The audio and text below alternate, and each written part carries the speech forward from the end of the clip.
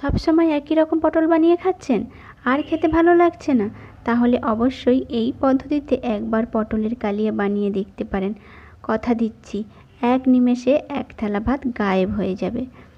নমস্কার, দাস কুকি ম্যাজিকে সবাইকে স্বাগত জানাই।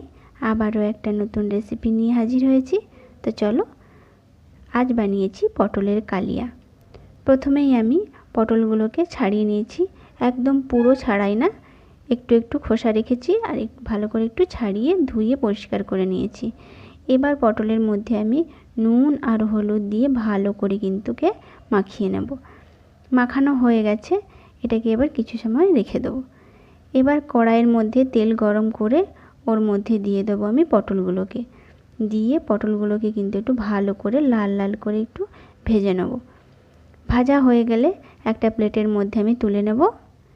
এবার কড়াইয়ে তেল যেটা আছে ওর মধ্যেই দিয়ে দিলাম আমি কালো জিরে ফোড়ন, দিয়ে দিলাম পেঁয়াজ কুচি।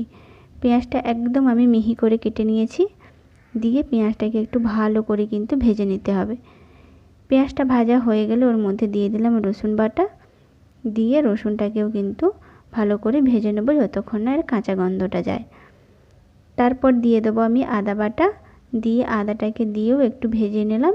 তারপরে দিয়ে দিলাম টমেটো কুচি। দিয়ে টমেটোটাকে দিয়েও একটু হালকা ভেজে নেওয়ার পরে এর মধ্যে এবারে গুঁড়ো মশলাগুলো দিয়ে দিলাম।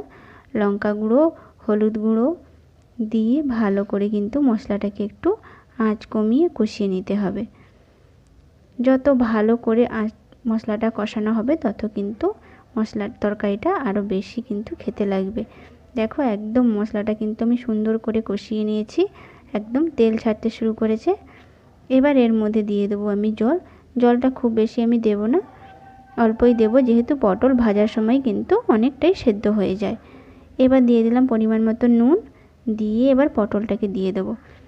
দিয়ে 3 মিনিট মতো রান্না করলেই কিন্তু একদম পটলের কালিয়া রেডি হয়ে যাবে। অবশ্যই কিন্তু এই পদ্ধতিতে একবার বানিয়ে দেখবেন। আর শেষে এবার দিয়ে দিলাম একটু ভাজা জিরে গুঁড়ো আর একটু গরম মশলা। দিলেই একদম টেস্টি টেস্টি পটলের কালিয়া রেডি। অবশ্যই কিন্তু বানিয়ে দেখতে পারেন।